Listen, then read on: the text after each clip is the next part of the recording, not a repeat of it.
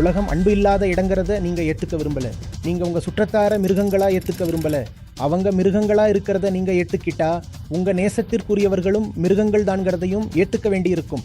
உங்களுக்கு வாழ்வாதாரம் தர்றவங்களும் மிருகங்கள் தான். நீங்கள் அவங்க கிட்ட போய் பாருங்கள் சார், உங்களுக்கு தெரியுமா, ப்ளீஸ் சார், ப்ளீஸ் புரிஞ்சுக்கங்கன்னு கன்வின்ஸ் பண்ண பார்த்தீங்கன்னா அவங்க புரிஞ்சுக்க மாட்டாங்க. உலகம் உண்மையால் இயங்குறது கிடையாது, அதிகாரத்தால் தான் இயங்குது. அமெரிக்காவும் இஸ்ரேலும் ஈரானுக்கு என்ன பண்ணுறாங்கன்னு பாருங்கள். இது ஒரு போராத்தான் இருக்க முடியும் யூசி, நாம் அதை தவிர்க்க முடியாது. நீங்கள் எந்த மாதிரி முட்டாள்தனமான கனவில் வாழ்ந்துட்டு இருக்கீங்க. யாரும் உங்கள் கூட சேர போகிறதில்லை. மக்கள் அறியாதவங்க இல்லை, அவங்க ரொம்பவே கொடூரமானவங்க. தாத்தானோட கூட அவங்களோட ஒப்பந்தத்தை முடிச்சிட்டாங்க. அந்த ஒப்பந்தம் உறுதியாகிடுச்சு. The point of no return அவங்களில் நிறைய பேர் தாண்டிட்டாங்க. மனங்கள் ஒன்றி போகிறதுக்கும் கை குலுக்கிறதுக்கு எல்லாம் இனிமேல் சாத்தியமே இல்லை. இது சங்குநாதம், இது ஒரு போர் அழைப்பு தான். ஆகாஷ் கேட்குறாரு. வணக்கம் சார். மூல பிரச்சனை சுற்றுச்சூழல் சார்ந்ததோ அல்லது தொழில்நுட்பம் சார்ந்ததோ இல்லை. அது நம்மளோட மனக்குழப்பத்தில், நம்மளோட ஆழ்மனதில் இயங்கும் அகங்காரம் சார்ந்த வாழ்க்கை முறையில் இருக்குன்னு நான் புரிஞ்சுக்கிட்டேன். நான் ஐஐடி மெட்ராஸில் கண்டென்ஸ்டு மேட்டர் ஃபிசிக்ஸ் படிக்கிற ஒரு ஆராய்ச்சி அறிஞர்ன்ற முறையில் அறிவியலால் எல்லாத்தையும், அதாவது கிளைமேட் கிரைசிஸ் உட்பட எல்லாத்தையும் சரி செய்ய முடியும்னு ஆழமாக நம்புறவங்க மத்தியில் வாழறேன். எனக்கு சயின்ஸ் மேலே மதிப்பு இருக்குதான். ஆனால் கிளைமேட் சேஞ்சை நாம் சரி செஞ்சாலும் மனிதர்களோட ஆழமான அறியாமைங்கிற நோயும் சுரண்டலும் தொடர்ந்து இருக்கும்னு இப்போ எனக்கு புரியுது. சார், இந்த புரிதலை மற்றவங்களுக்கு புரிய வைக்க நான் ரொம்ப சிரமப்படுறேன். உலகத்தில் உண்மையிலேயே என்ன நடக்குதுன்னு நம்மள பல பேருக்கு தெரியறதே இல்லை. இதைத்தான் என்னை சுற்றி இருக்கிற பலர்கிட்டையும் பல சமயங்களில் என்கிட்டையும் நான் பார்க்குறேன். அதாவது அவங்க படித்தவங்களாகவும் சிந்திக்கிறவங்களாகவும் இருக்கலாம். ஆனாலும் இப்போ இருக்கிற சிஸ்டம் சரியா இருக்கணும், அதோட அறிகுறிகளை மட்டும் சரி செஞ்சா போதும்னும் அவங்க இன்னும் நம்புறாங்க. நான் உங்களோட கருத்தை மற்றவங்க கிட்ட சொல்ல முயற்சிக்கும் போது அது பெரும்பாலும் அவங்க காதுல விழறது இல்லை. சார், தயவு செய்து எனக்கு வழிகாட்டுங்க. உண்மையான சிக்கல் நமக்குள்ளதான் இருக்குன்னு மக்கள் புரிஞ்சுக்க நான் எப்படி உதவ முடியும்? சயின்ஸும் இந்த சிஸ்டமும் மட்டுமே நம்மளை காப்பாத்தும்னு நம்புறவங்களுக்கு இந்த கருத்தை நான் எப்படி இன்னும் தெளிவா புரிய வைக்கிறது?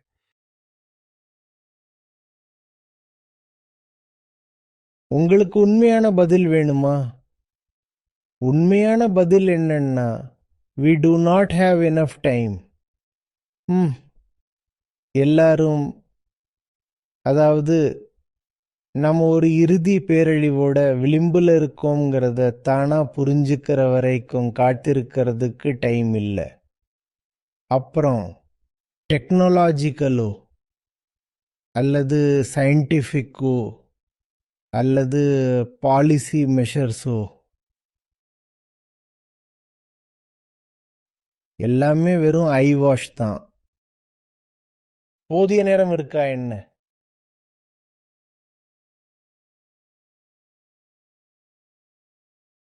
உங்களுக்கு தேவை பவர் தான். நீங்க இந்த மக்களை அணுகணும்னு சொன்னீங்கன்னா அவங்க முட்டாள்கள் கிடையாது, புரிஞ்சுக்க கூடாதுன்னு அவங்க உறுதியா இருக்காங்க. ஏன்னா அவங்களுடைய பேராசையும் அவங்களுடைய நலன்களும் இப்ப இருக்கிற நிலைமையோட ஒத்துப்போகுது. கிளைமேட்டுங்கிறது நூற்றுக்கணக்கான பில்லியன் டாலர்கள் நிதியை பெறும் ஒரு பெரிய இண்டஸ்ட்ரி. வளர்ந்த நாடுகள் பாரிஸ் அக்ரிமெண்ட் கீழ் ஆண்டுக்கு $100 பில்லியன் நிதியுதவியை காலநிலையை சீர் செய்ய கொடுக்க ஒப்புதல் கொடுத்திருக்காங்க. அதாவது ஆண்டுக்கு $100 பில்லியன். இது ஒரு பெரிய இண்டஸ்ட்ரி தான். அவங்க உண்மையில் அவ்வளவு நிதி கொடுக்கலைனாலும் அது ஒரு பெரிய தொகைதான். அதுவும் இதுதான், வளர்ந்த நாடுகள் கிட்டருந்து நேரடியாக வர்ற தொகை. மற்றபடி காலநிலையோட பேர்ல நிறைய நிதி திரட்டப்படுது. அந்த நிதிகள் எல்லாம் எங்கேயோ போகுதுங்கிறது தெளிவான விஷயம். அந்த நிதிகளை பெற்று இப்போ பயனடையும் ஒரு முழு துறையே இருக்கு. அவங்க அந்த நிதிகளை டெக் சொல்யூஷன்ஸ் கொண்டு வர பயன்படுத்துவோன்னு சொல்லி வாங்கிக்கிறாங்க.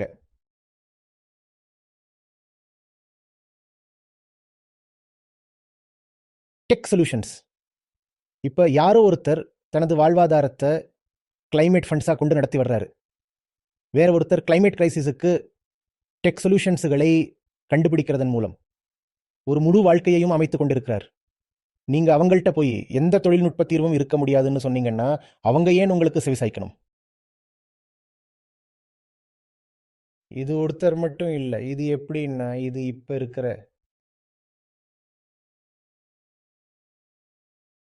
ஒரு பெரிய பரந்த காலநிலை சார்ந்த அமைப்பு.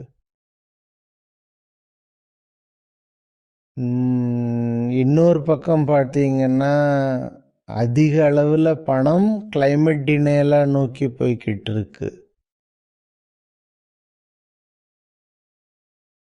கிளைமேட் கிரைசிஸ் மிட்டிகேஷனுக்கு செல்லும் பணத்தை விட இது அதிகமா இருக்கலாம்.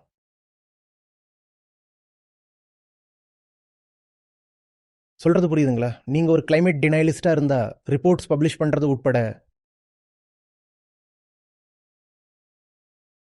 பொதுவெளியில கிளைமேட் கிரைசிஸ்னு எதுவும் இல்லைன்னு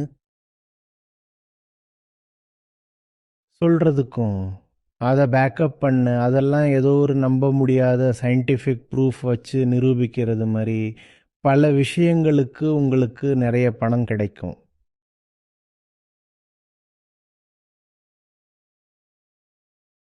அப்படிப்பட்ட ஒருத்தரை நீங்க போய் சமாதானப்படுத்தணும்னு நினைக்கிறீங்க. முயற்சி செஞ்சுக்கிட்டே இருங்க. சூரியன் மேற்க உதிக்கிற வரைக்கும் முயற்சி பண்ணுங்க.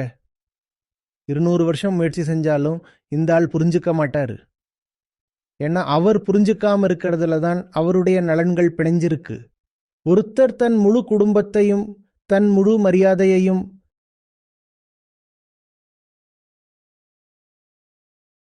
பால் வியாபாரத்தில் டெய்ரியில் வச்சு நடத்திட்டு இருக்கிறார். அவருடைய கனவுகள் பால் வளத்தை அடிப்படையாக கொண்டவை. நான் இன்னும் அதிகமான மாடுகளை வளர்ப்பேன், அதிகமான மாட்டிறைச்சியை ஏற்றுமதி செய்வேன், மேலும் 2 பெரிய மாளிகைகளும் ஆடம்பரமான வில்லாக்களும் எனக்கு இருக்கும். நான் ஒரு ஆடம்பரமான தீவை வாங்குவேன். நான் 4 நடிகைகளை திருமணம் செஞ்சுப்பேன். அவருக்கு இந்த விஷயங்கள் எல்லாம் பாலின் மீது தான் அடிப்படையாக இருக்கு. இப்போ ஒரு நல்லவர் மாதிரி நீங்க, சார், நான் உங்களுக்கு சில உண்மைகளை சொல்ல விரும்புகிறேன். பாலின் நிறம் சிவப்புன்னு சொல்றீங்க. அப்புறம் என்கிட்ட வந்து, ஆச்சாரியஜி, என்னால் முடிஞ்ச அளவு முயற்சி செஞ்சேன், ஆனால் அந்த ஆள் புரிஞ்சுக்கலன்னு சொல்றீங்க. அந்த ஆள் புரிஞ்சுக்க வேண்டிய அவசியமே இல்லை. அவருக்கு உங்களை விட நல்லாவே தெரியும். அவருக்கு எல்லாமே தெரியும். அவர் ஏற்கனவே ஒரு முடிவு எடுத்துட்டார். இந்த உலகம் நாசமா போகட்டும். நான் என் சின்ன வாழ்க்கையை அனுபவிப்பேன். அதுதான் அவருடைய முடிவு. நீங்க அவர்கிட்ட என்ன சொல்ல முடியுமோ அதெல்லாம் அவருக்கு ஏற்கனவே தெரியும். உங்களை விட அவருக்கு நல்லாவே தெரியும். ஏன்னா அவர் ரத்தத்துல கழுத்தளவு மூழ்கி இருக்கிறார்.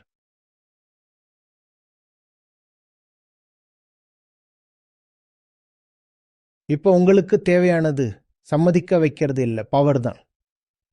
அதுதான் உங்க எல்லார்கிட்டையும் இல்லாதது. இங்க உலகம் உண்மையின் அடிப்படையில் இயங்கிறது இல்லை.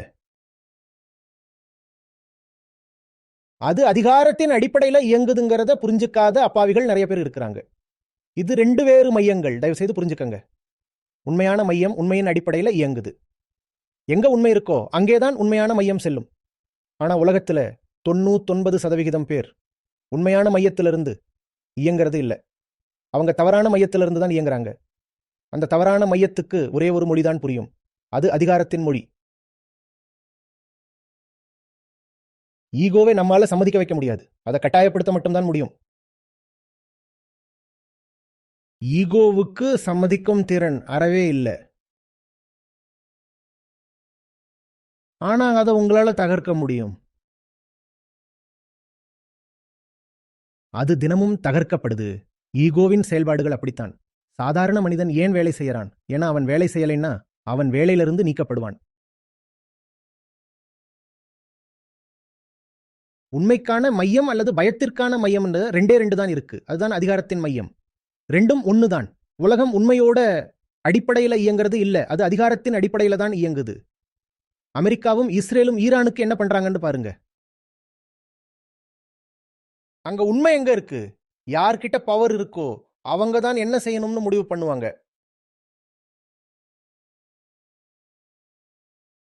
ஒருவேளை ட்ரூத் எந்த பக்கமும் இல்லாம இருக்கலாம். ஆனா ஒண்ணு மட்டும் நிச்சயம், பவர் இருக்கிற பக்கம்தான் ஜெயிக்கும். நீங்க ஆன்மீகத்தை ஐடியாலிசத்தோட குழப்பிக்கிறீங்க. இல்ல ஆச்சாரியஜி எங்களுக்கு சொன்னதால நாங்க புரிஞ்சுக்கிட்டோம். அதனால இப்ப நாங்க வெளியில போய் மத்தவங்களுக்கும் புரிய வைப்போம்னு நீங்க சொல்றீங்க.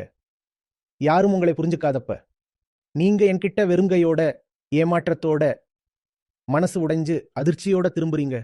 ஆனா ஆச்சாரியஜி, நீங்க எங்களுக்கு சொன்ன அதே விஷயங்களைத்தான் நாங்க அவங்க கிட்ட சொன்னோம். ஆனா அவங்களுக்கு புரியல சார். ஏன்னா நீங்க நான் இல்ல, அவங்க நீங்க இல்ல, உங்களுக்கும் அவங்களுக்கும் இருக்கிற உறவு எனக்கும் உங்களுக்கும் இருக்கிற உறவு இல்ல. அவங்க புரிஞ்சுக்க மாட்டாங்க. அவங்க புரிஞ்சுக்க விரும்பி இருந்தா முதல்ல என்கிட்ட வந்திருப்பாங்க. நான் இருக்கேன்னு அவங்களுக்கு நல்லாவே தெரியும். அவங்க என்கிட்ட வரவேணாம்னு தான் தேர்ந்தெடுத்தாங்க. அவங்க என்கிட்ட இருந்தே கேட்கறதில்ல. ஏன் உங்களுக்கு செவிசாய்ப்பாங்க? இன்னும் அவங்களை சம்மதிக்க வைக்க ஏதோ ஒரு கண்ணியமான வழிகள் சாத்தியம்னு நீங்க நினைக்கிறீங்க. எந்த கண்ணியமும் வேலை செய்யாது சார். உங்களுக்கு பவர் தேவை. மேலும் உங்ககிட்ட இருக்கக்கூடிய ஒரு பவர் உங்களுடைய எண்ணிக்கையின் பவர் தான்.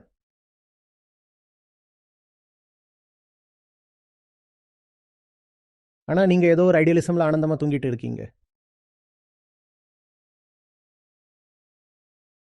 இந்த உலகம் ஒரு அன்பற்ற இடம்னு நீங்க ஒப்புக்க விரும்பல. உங்களை சுத்தி இருக்கிறவங்க வெறும் மிருகங்கள்னு நீங்க ஒப்புக்க விரும்பல.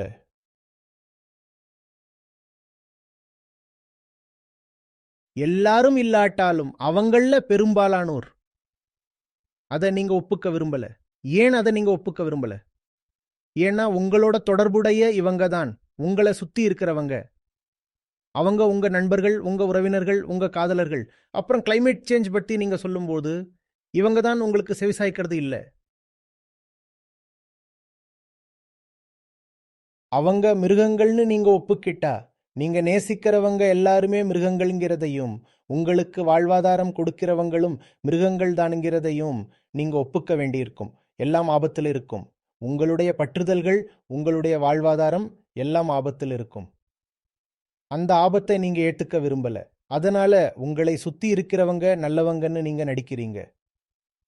அதனால நீங்க அவங்க கிட்ட போய் பேசவும் அவங்கள சமாதானப்படுத்தவும் முயற்சி பண்றீங்க. சார் ப்ளீஸ் புரிஞ்சுக்கங்க சார்.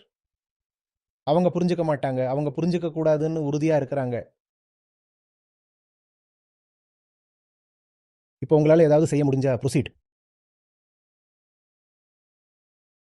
ஆமா, ஒரு சிறிய அளவில் இருக்கிற சிறுபான்மையினர், அதாவது ஃபென்ஸ் சிட்டர்ஸ்கள் இருப்பாங்க. அவங்க உண்மையிலேயே குழப்பத்தில் இருப்பாங்க. அவங்களுக்கு உள்நோக்க பிரச்சனை இல்லை.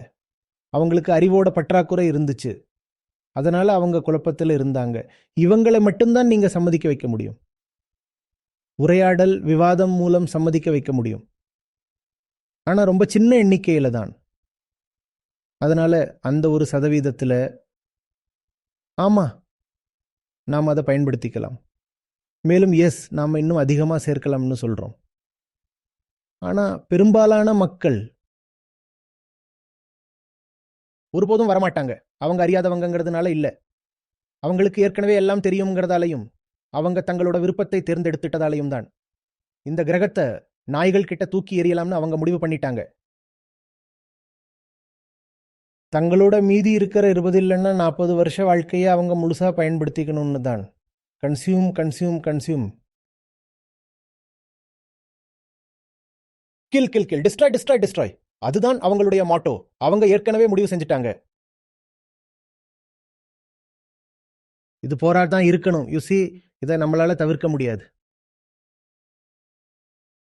ஆனா இப்படிப்பட்ட ஏற்றுக்கொள்ளுதல்ல உங்களுடைய லட்சியங்களும் ஆன்மீக பிம்பங்களும் ஒரு தடையா அமையுது நீங்க. ஆனா ஆன்மீகம் எல்லாத்தையும் உள்ளடக்குனது. நாம தெருவில் பாடி நடனமாடி வெளியில போகணும். எல்லாரும் நம்ம கூட சேருவாங்க.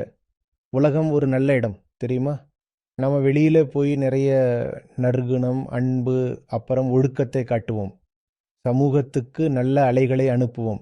எல்லாரும் நம்ம கூட சேருவாங்கன்னு சொல்றீங்க. என்ன மாதிரியான முட்டாள்தனமான கனவுல நீங்க வாழ்ந்துட்டு இருக்கீங்க? யாரும் உங்க கூட சேர போறதில்ல.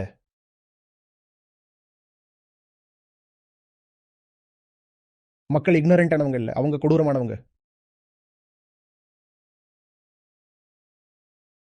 ஸ்ரீகிருஷ்ணராலேயே அவருக்கு முன்னால நின்று அந்த பிரம்மாண்டமான படையே சண்டை போட வேண்டாம்னோ இல்லைன்னா அவரோட சேர சொல்லியோ சம்மதிக்க வைக்க முடியல. அவரால் முடிஞ்சதா? ஸ்ரீகிருஷ்ணருக்கு எதிராக இருந்தவங்க அவரோட இருந்தவங்களை விட அதிகமாக இருந்தாங்க. ஸ்ரீகிருஷ்ணர் எதிரில் நின்று எதிர்த்தவங்க சரியா அவருடைய வாழ்நாளிலேயே அவரோட நின்னவங்களை விட அதிகமாக இருந்தாங்க. நீங்க யாருங்க கிருஷ்ணரை விட பெரியவரா நீங்க இந்த அயோக்கியர்களை வெளியில போய் சம்மதிக்க வைக்க?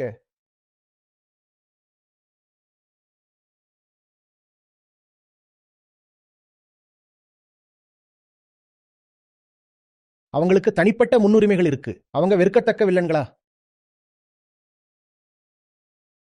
இருக்க வேண்டிய அவசியம் இல்லை. யாராவது ஒருத்தர் பீஷ்மரா இருக்கலாம், யாராவது ஒருத்தர் கர்ணனா இருக்கலாம். ஆனா அவங்களோட முன்னுரிமைகள் எந்த அறநெறியில இருந்து வந்தாலும் பரவாயில்லை. முக்கிய விஷயம் என்னன்னா அவங்க உங்களை எதிர்த்து நிக்கிறாங்க. பீஷ்மர் கிருஷ்ணரை எதிர்த்து நிக்கிறாரு, கர்ணன் கிருஷ்ணரை எதிர்த்து நிக்கிறான். ஏன்னா அவங்களுக்கு வேற அறநெறி முன்னுரிமைகள் இருக்கு.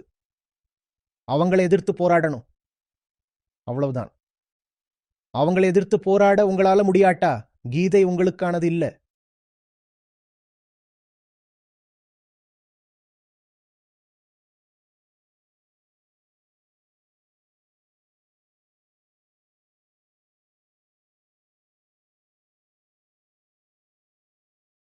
நீங்க ஞானத்தோட தன்மையோ அல்லது கீதையையோ புரிஞ்சுக்கல, உங்களுக்கு புரியவே இல்லை. கீதை ஒரு வீரன் கிட்ட பேசப்பட்டது வெறும் தற்செயல் நிகழ்வுன்னு நினைக்கிறீங்களா? இல்ல சார், கீதை போர்க்களத்தை பற்றி தான். எங்க கீதை இருக்கோ அங்க ஒரு போர்க்களம் இருக்கணும். உங்களுக்கு கீதை வேணும், ஆனா போர்க்களத்தை தவிர்க்கணும். இது என்ன மாதிரியான கோழைத்தனம்? நாம கீதையை வச்சுக்கலாம், ஆனா போரை தவிர்க்கணும். அப்பதான் ஸ்ரீகிருஷ்ணர் அர்ஜுனனை சண்டை போடுன்னு மட்டும் சொல்றாரு. கீதைங்கிறது போராடுவதற்கான ஒரு செய்தி. ஆனா சண்டையை தவிர்க்க முடியும்னு நீங்க நினைக்கிறீங்களா? இல்ல, சண்டையை தவிர்க்க முடியாது. உங்கள அமைதியானவங்க இருக்கீங்கல்ல, அவங்க விலகிக்கலாம். நான் அதுக்கு சம்மதிக்கிறேன். விலகி போய் உங்க சரியான நிலையை எடுத்துக்கோங்க. நாங்க உங்களை நோக்கி சுடக்கூடிய வகையில மறுபக்கத்துக்கு போங்க. எங்க கூட இருக்க வேணாம். சமாதானமா போகணுங்கிறத வலியுறுத்துறவங்களை நாங்க விரும்பல. இல்ல இல்ல, let's be nice, let's be decent, வாங்க அது இது. அது வேலை செஞ்சிருந்தா நானும் அதை தேர்ந்தெடுத்திருப்பேன். அது வேலை செய்யாது சார். கிருஷ்ணருக்கே அது வேலை செய்யல, யாருக்கும் அது வேலை செஞ்சதில்லை. அது ரொம்ப சின்ன சிறுபான்மையினர். அதாவது 1% பேர்கிட்ட மட்டும்தான் வேலை செய்யும்.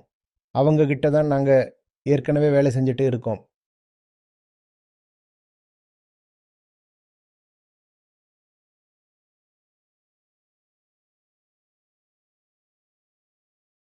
மிகப்பெரிய பிரச்சனை என்னன்னா புரிஞ்சுக்க ஆரம்பிச்சவங்களுடைய பேசிவிட்டி தான்.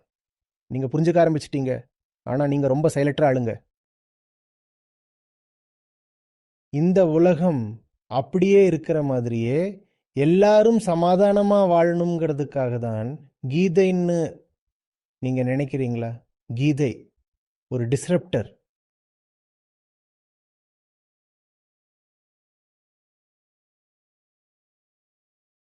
இது கிளாரியன் கால். இது ஒரு போர்க்குரல். உங்களுக்கு இன்னும் உலகத்து மேல ரொம்ப மரியாதை இருக்கு, அதுதான் உங்க பிரச்சனை. தயவு செய்து புரிஞ்சுக்கங்க. உங்களை சுத்தி இருக்கிறவங்க மேல உங்களுக்கு போதுமான வெறுப்பு இல்லை, அதுதான் உங்க பிரச்சனை.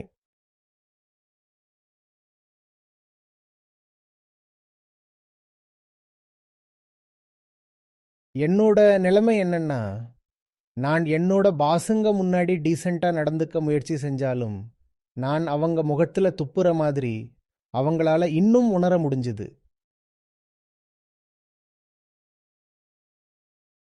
என்னோட 3 வருஷத்துக்கும் கொஞ்சம் அதிகமான பிரீஃப் கார்ப்பரேட் ஸ்டிண்ட்ல அதிகபட்ச கட்டுப்பாட்டை பயன்படுத்தி நான் அவங்கள ஒரு டெட் பேன் எக்ஸ்பிரஷனோட சந்திப்பேன். முழுக்க பிளாங்கான முகத்தோடவும் கண்ணோடவும் நான் அவங்களை பார்ப்பேன். ஆனாலும் அவங்களால ஒரு எதிரி தங்கள் முன்னாடி நிக்கிறத உணர முடிஞ்சது. அவங்களால போர் நெருங்கிறத உணர முடிஞ்சது. ஏன்னா நான் அவங்களுடைய இருப்ப, அவங்களுடைய ஆசைகளை, அவங்களுடைய உறுதியை ஊடுருவி பார்க்க முடிஞ்சது. மேலும் அவங்க எல்லாத்தையும் அழிக்க துணிஞ்சவங்கிறது எனக்கு தெரியும்.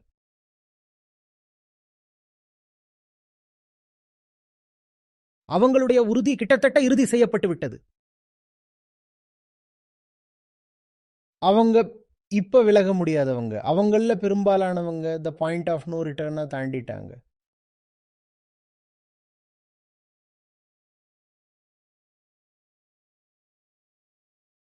மனசு ஒன்னு சேர்றதும் கை குலுக்கிறதும் இனி சாத்தியம் இல்லை.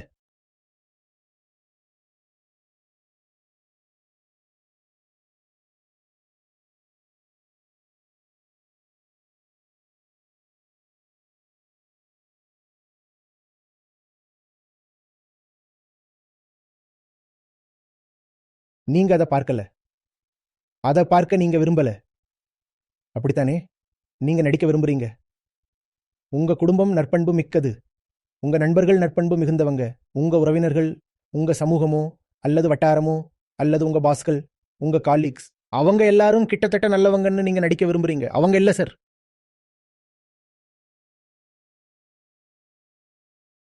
இந்த கிரகத்தோட நிலைய நீங்க புரிஞ்சுக்கிறீங்களா? அதை நீங்க கொஞ்சமாவது உணர்றீங்களா? இன்னும் உங்களை நல்லவர்னு சொல்லிக்க விரும்புறீங்களா? உங்களுக்கு எந்த தனிப்பட்ட மையமும் இல்லையா? யாரும் வருத்தப்படலைங்கிறதாலையும் யாரும் கதறதில்லைங்கிறதாலையும் எல்லாம் சரியா நல்லா கட்டுப்படுத்தப்பட்டு கண்ணியமா இருக்கிறதா நீங்க நினைக்கிறீங்களா? நோ சார், இருப்பே கதறுது.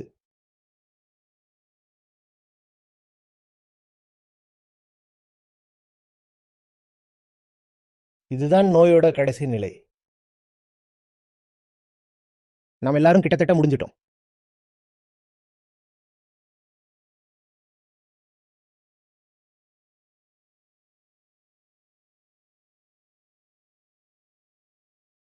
உங்களை சுத்தி இருக்கிற இந்த மக்கள் தான் காரணம். அவங்க டெவிலோட தங்கள் டீலை முடிச்சிட்டாங்க.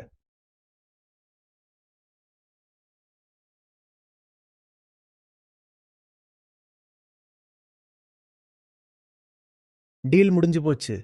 அவங்க டெவிலோட போட்ட டீலை உங்களால மாட்ட முடியாது. இதைத்தான் ஃபவுஸ்டியன் பார்கன்னு சொல்லுவாங்க. இதுல சில சௌகரியங்களுக்கும் சலுகைகளுக்கும் பதிலா உங்க உள் உண்மையை வித்துடுவீங்க.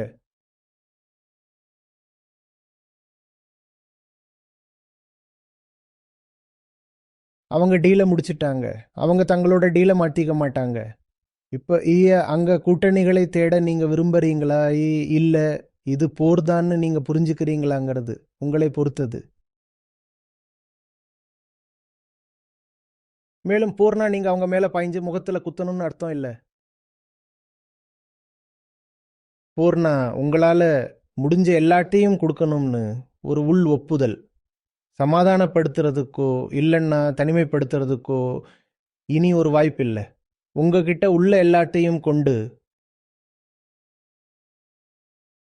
நீங்க இதுல ஈடுபடணுங்கிறது தான் அர்த்தம். ஒரு தேசம் போரை எதிர்கொள்ளும் போது அதோட எல்லா வளங்களும் போருக்காக திருப்பி விடப்படுது. நீங்க இவ்வளவு பட்ஜெட் இது குடிமை வசதிகளுக்கும் எங்க பூங்காக்களை அழகுபடுத்துவதற்கும் ஒதுக்கப்படணும்னு சொல்ல மாட்டீங்க சார். பூங்காக்களை அழகுபடுத்துறது அற்புதம், ஆனா அது வேற ஒரு நாளுக்காக காத்திருக்கட்டும்.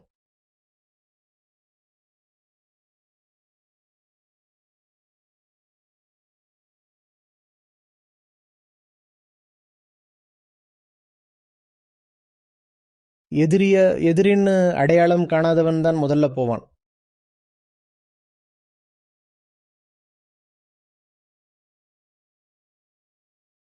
அவங்க என்ன தினமும் தாக்கிறத பார்க்கிறீங்க. உங்களுக்கு புரியலையா?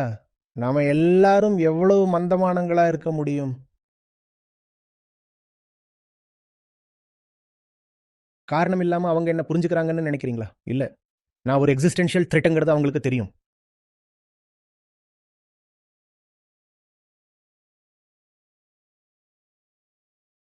நான் திட்டமிட்டு அடக்கப்படுறேன். அதை நீங்க பார்க்கலையா? கொஞ்சம் அறிவை பயன்படுத்தி சிந்திச்சு பாருங்க. அதுதான் நடக்குதுன்னு உங்களுக்கு புரியும்.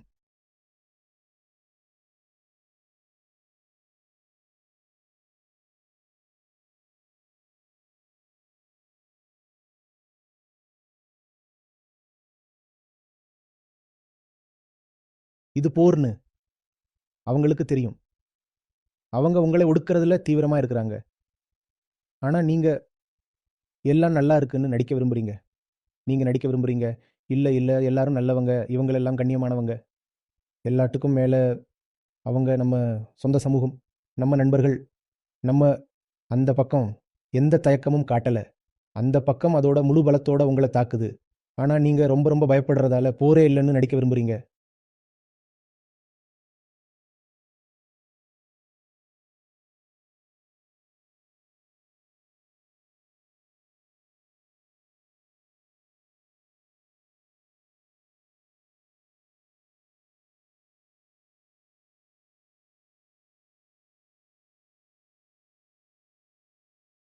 அவங்க எல்லாரும் சதிகாரர்கள். மீடியால கிளைமேட் சேஞ்சுக்கு தேவையான இடம் கொடுக்கறத நீங்க எங்க பார்க்கறீங்க? அதை நீங்க பார்க்கறீங்களா? எல்லா புகழ்பெற்ற பப்ளிகேஷன்களையும் நினைச்சு பாருங்க. அவ கிளைமேட் கிரைசிஸ் பத்தி விவாதிக்கிறத பார்க்கறீங்களா? நீங்க அழிவின் விளிம்பில் இருக்கீங்க. மொத்த அழிவின் விளிம்பில் இருக்கீங்கன்னு அவை உங்களுக்கு சொல்லுதா? அவை உங்களுக்கு சொல்லுதா என்ன? அவங்க எல்லாரும் கைகோர்த்துட்டு இருக்காங்க.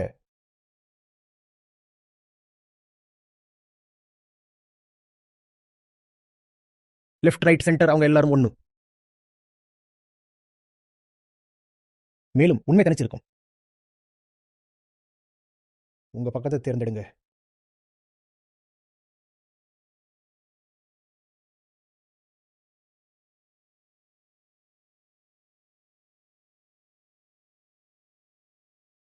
நீங்க கேட்குற கேள்விகள் ரொம்ப அப்பாவித்தனமா தெரியுது. நான் என் நண்பர்கள் கிட்ட போய் கிளைமேட் சேஞ்சுக்கு எந்த தொழில்நுட்ப தீர்வும் இருக்க முடியாதுன்னு சொல்ல முயற்சி பண்றேன். ஆனா யாரும் கேட்க மாட்டேங்கிறாங்க.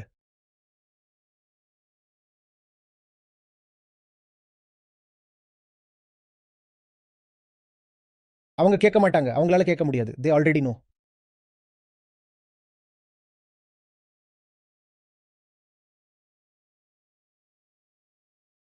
நீங்க தனிச்சு இருக்கீங்க. இப்போ நீங்க ஒரு மனிதரா இருந்தா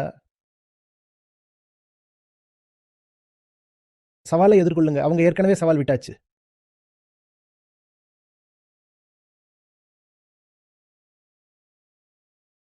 அவங்க ஏற்கனவே சவால் விட்டாச்சு. நாங்க மாற மாட்டோம். கிரகத்தை அழிக்கிறதுல நாங்க உறுதியா இருக்கோம்னு அவங்க சொல்றாங்க. இப்ப நீங்க ஒரு மனிதரா இருந்தா சவாலை ஏத்துக்கங்க.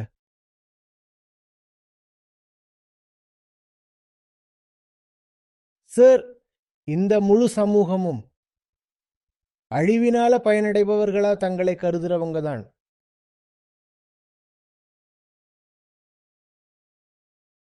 உள்ரீதியா அவங்க கூட நீங்க எந்த ஒப்பந்தமும் வச்சுக்க முடியாதுங்கிறத நீங்க புரிஞ்சுக்கணும்.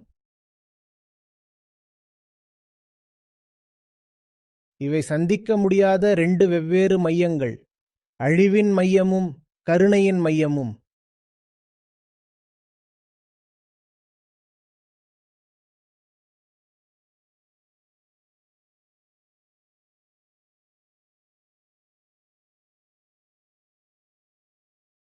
அவங்களுக்கு தெரியாதுங்கிறது இல்ல. அவங்களுக்கு தெரியும். அவங்க தங்களோட விருப்பத்தை தேர்ந்தெடுத்துட்டாங்க. இப்ப நீங்க என்ன செய்யணும்னு பாருங்க. அவங்க ஏற்கனவே தேர்ந்தெடுத்துட்டாங்க. இப்ப நீங்க எதை தேர்வு செய்யணும்னு பாருங்க.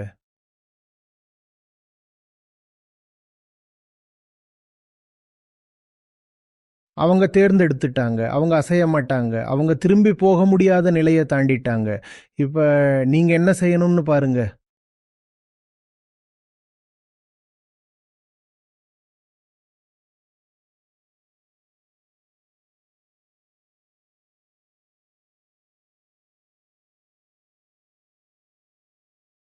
என் பேர் சுனைனா. நான் கிட்டத்தட்ட 8 மாசமா கீதை வகுப்புல சேர்ந்திருக்கேன். அதனால நான் பல அம்சங்கள்ல எனக்குள்ள மாற்றத்தை பார்க்கறேன். ஆனா அவ்வளவா இல்ல. ஆனாலும் நான் வேலை செஞ்சுட்டு இருக்கேன். இன்னைக்கு நான் அப்ரிஷியேட் பண்ண ஒரு விஷயம் என்னன்னா, நாம எப்போதுமே முன்னோக்கி சிந்திக்கிற விஷயங்கள் பத்தி. இந்த பாதையில நான் தொடங்கினா நான் செய்ய வேண்டிய ஒரு நேரம் வரும் என்பதை பத்தி.